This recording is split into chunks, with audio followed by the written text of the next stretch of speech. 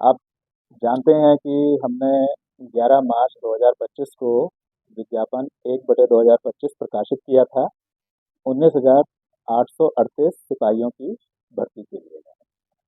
तो उसी की प्रक्रिया को आगे बढ़ाते हुए अब हम इसकी लिखित परीक्षा आयोजित करने जा रहे हैं। उससे पहले मैं थोड़े से आंकड़े दे दूं।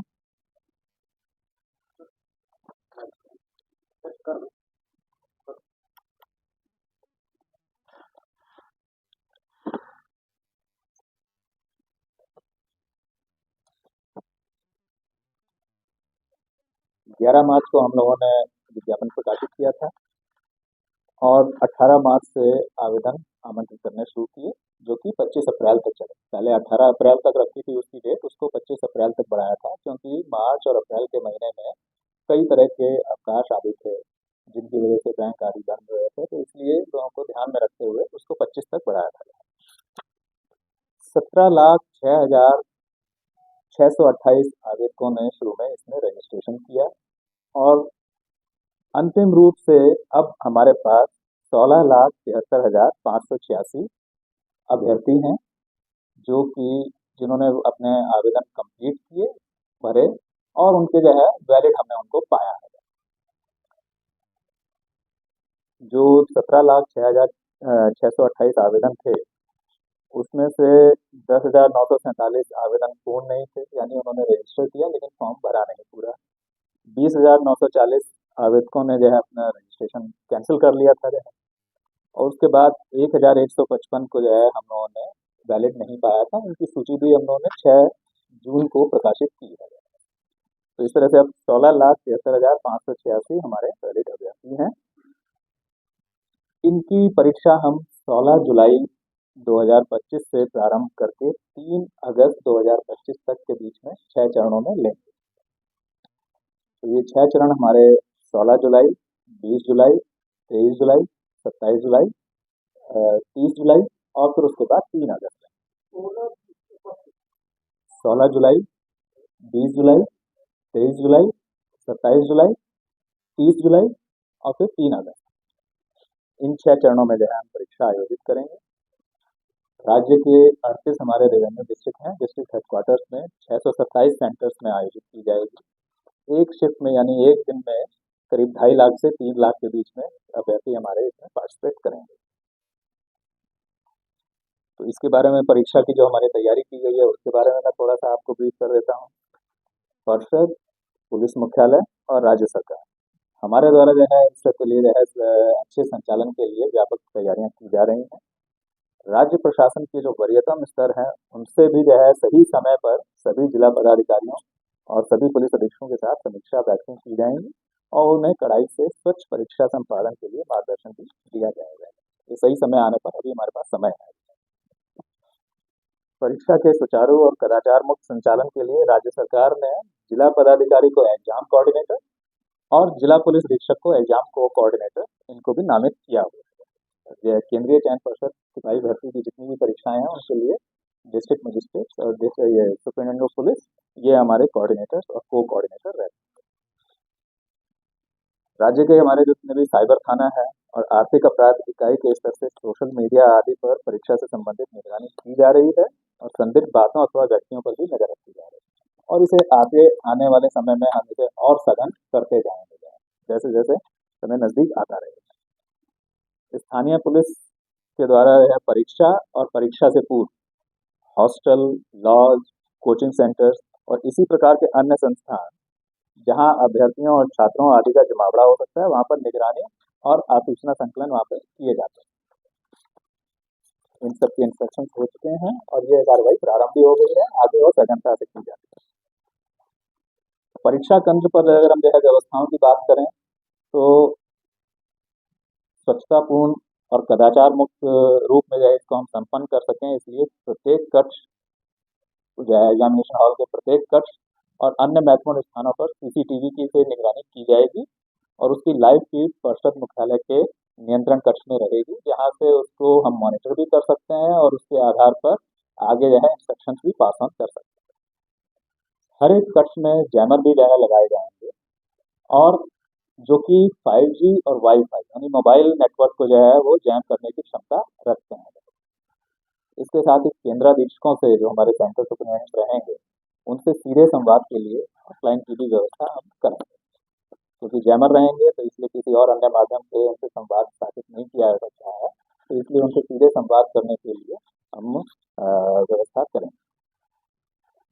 अभ्यर्थियों से संबंधित कुछ सूचनाएं हैं जो आपके माध्यम से सभी हमारे जो कैंडिडेट्स हैं उनको अवगत करना चाहेंगे।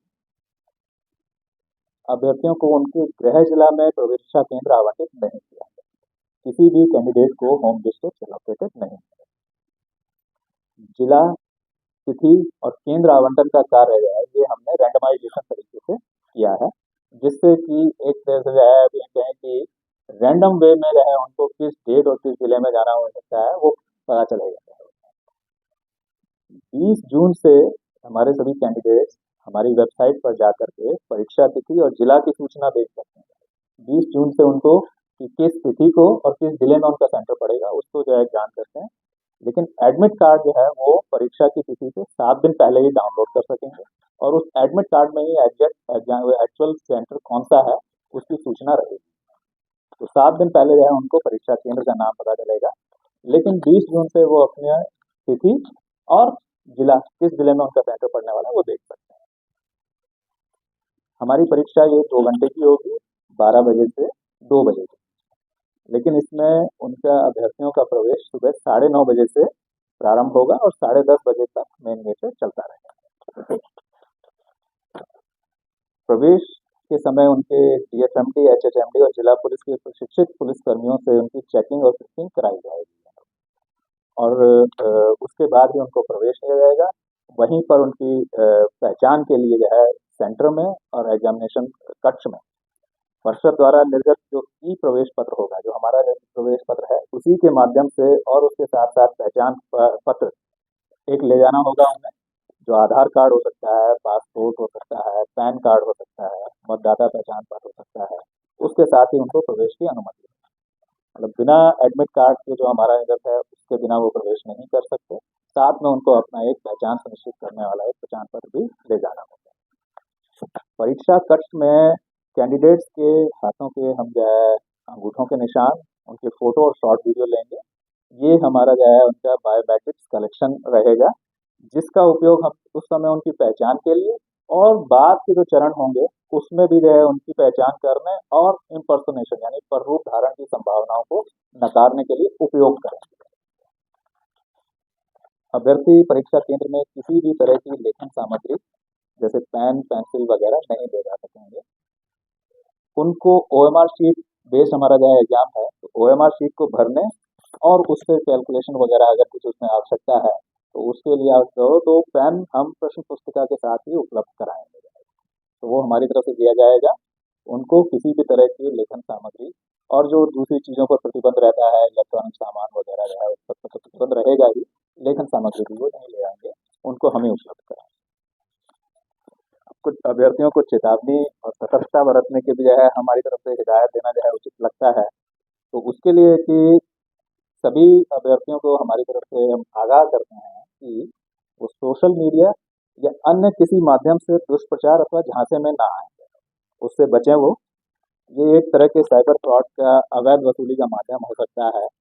इसकी सूचना तुरंत जो है वो नज़दीकी पुलिस थाना या साइबर थाना को देनी चाहिए। अगर उनको किसी भी तरह से किसी माध्यम से कोई कांटेक्ट करने, अप्रोच करने की कोशिश करता है एग्जाम से संबंधित किसी बात में, किसी तरह के प्रलोभन का या कोई और दूसरे झूठे आश्वासन का, तो इमीडिएटली वो थाने को सूचित करें और हो जाएगा। ये अवैध उगाही का ही माध्यम होगा, इसके अलावा इसका और कुछ नहीं है। पर्षद के स्तर से भी जो है किसी अभ्यर्थी को दूरभाष, मोबाइल या सोशल मीडिया के माध्यम से व्यक्तिगत संपर्क नहीं किया जाता। इसकी मैं साफ साफ बता दूं कि जो है हमारे यहाँ से नहीं किया जाता है। पर्षद और अभ्यर्थियों के बीच में जो संवाद है उसका माध्यम हमारी जो है वेबसाइट है, उस पर जो सूचनाएं हम प्रकाशित करते हैं, या अभ्यर्थियों के आवेदन में जो रजिस्टर्ड ईमेल या मोबाइल नंबर हैं उन पर जो प्री रिकॉर्डेड ग्रुप मैसेजेस हैं उनके माध्यम से हम उनको जो है शेयर करते हैं, और कोई दूसरा माध्यम हमारे यहाँ नहीं है। अगर इसके अतिरिक्त किसी अन्य स्वरूप में कोई हमसे संपर्क करता है या प्रयास करता है तो इसकी सूचना थाने को देंगे। एक बात और कि परीक्षाओं की निष्पक्षता और स्वच्छता को बनाए रखने के लिए बिहार सरकार ने बिहार लोक परीक्षा अनुचित साधन निवारण अधिनियम 2024 जैसा कड़ा कानून अधिनियमित किया है। तो 2024 में उसकी अनुसूची में भी जो है हमारा केंद्रीय चयन पर्षद सिपाही भर्ती की परीक्षाएं जो आयोजित करते हैं वो सब उसमें सम्मिलित हैं। यानी कि हमारी जो भी परीक्षाएं हैं वो उस एक्ट के तहत जो है उसमें हमारी जो है लागू है, हमारा एक्ट उसमें जो है। अब इस अधिनियम में अगर देखें तो किस तरह के कड़े प्रावधान हैं, तो इस अधिनियम में अभ्यर्थी परीक्षा में संलग्न पदाधिकारी किसी संस्थान अथवा व्यक्तियों द्वारा संगठित रूप में तथा सेवा प्रदाता आदि के द्वारा, यानी जो एजेंसी जो है सर्विस प्रोवाइडर्स हैं आदि के द्वारा परीक्षा की शुचिता को दूषित करने, प्रश्न पत्र लीक करने, उत्तर पुस्तिका आदि से छेड़छाड़ करने, प्रारूप धारण, अनुचित साधनों को सुगम बनाने के लिए सुरक्षा उपायों का उल्लंघन करना, जैसा मैंने कहा कि बायोमेट्रिक्स हम लेंगे, उनमें अगर कोई व्यवधान पैदा करता है या आनाकानी करता है तो वो भी इससे कवर्ड है। या उनसे छेड़छाड़ करना, धोखा देने या धनीय लाभ, यानी कि जो है कि वो झूठा बता करके कि जो है कि पेपर ये है, ये प्रश्न आएंगे, ये जो है उससे, तो ये सब जो है जाली वेबसाइट आदि अपराधों को दंडनीय बनाया गया है। और इन अपराधों के लिए 3 वर्ष से 10 वर्ष तक की सजाएं हैं और जुर्माना है जो कि 1 करोड़ अथवा उससे अधिक भी हो सकता है। और सेवा प्रदाताओं और अन्य संस्थानों के स्तर से संगठित रूप में किए गए अपराधों के लिए परीक्षा की समानुपातिक लागत की वसूली भी की जा सकती है, तो उनकी संपत्ति की कुर्की और उसका संपहरण भी किया जा सकता है। तो इस तरह के कड़े प्रावधान इस एक्ट में रखे गए हैं और ये एक्ट हमारे द्वारा जो आयोजित जो परीक्षा है उसमें लागू है। ये सभी अपराध जो है संज्ञेय हैं, गैर जमानतीय हैं और नॉन कंपाउंडेबल हैं, यानी अशमनीय हैं, और इनका इन्वेस्टिगेशन डीएसपी या उससे वरीय पदाधिकारी करेंगे। तो इससे आप अंदाजा लगा सकते हैं कि गंभीरता इन परीक्षाओं की और उनकी परीक्षाओं की स्वच्छता के प्रति राज्य सरकार की कितनी है। अंत में मैं ये कहूंगा कि परिषद स्वच्छ और कदाचार मुक्त वातावरण में परीक्षा और चयन आयोजित करने के लिए कटिबद्ध है और इसके लिए सारी व्यवस्थाएं कर रही है, कर भी ली हैं, अधिकतर हो गई हैं, और इसके लिए सभी अभ्यर्थियों, उनके अभिभावकों तथा राज्य की जनता से हम लोग सहयोग की अपेक्षा करते हैं। जैसा आप जो है पिछले 1/2023 के पूरा जो है हम लोग विज्ञापन करके उसका जो है कर सके, तो उसमें भी हमारा जो है सहयोग हमको जो है जनता का, अभ्यर्थियों का, सबका जो है बहुत मिला था, जिसकी वजह से हम बहुत स्वच्छता से इसे कर सके। इसी तरह से हम ये 1/2025 की जो परीक्षाएं हैं जुलाई और अगस्त महीने में जो आयोजित करने जा रहे हैं उसके लिए भी हम पूर्ण रूप से जो है आश्वस्त हैं कि सबके सहयोग से हम इसे स्वच्छता से संपन्न कर लें, और ये जो है हमारी तरफ से आपको आश्वासन। Thank you.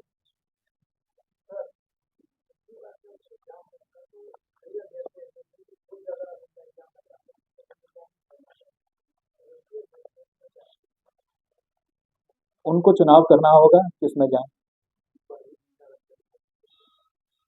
हमने अपनी परीक्षाओं की तिथियां पहले से ही दे दी थी और सब जगह से जाएंगे, तो अगर इसमें हम जो है उनकी कोई मदद नहीं कर पाएंगे, हमारी परीक्षाओं में जो है कोई परिवर्तन नहीं होगा, उनको चुनाव करना होगा कि कहाँ जाया जाए अगर कहीं कोई किसी तरह का क्लैश है। वैसे मेरी जानकारी में अभी कोई ऐसा नहीं है। बहुत सारी व्यवस्थाएं हैं, जैसा आप देखें नहीं हुआ तो आपको मैं इतना ही कह सकता हूँ कि अब जो व्यवस्थाएं या जो कार्य होंगी उनसे सख्त ही होंगी, कम नहीं।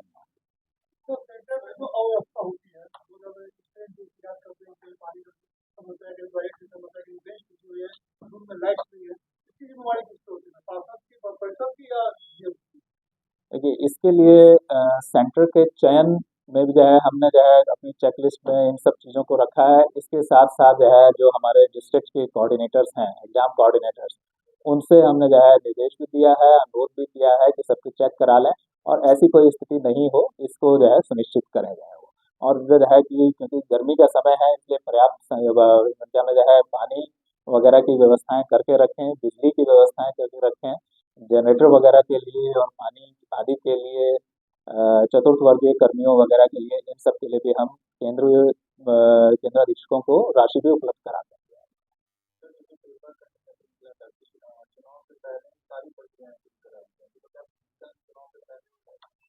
अभी तो हमने जो है सिर्फ लिखित का ही बताया है, ये तो हम उसी तक स्टिक करेंगे।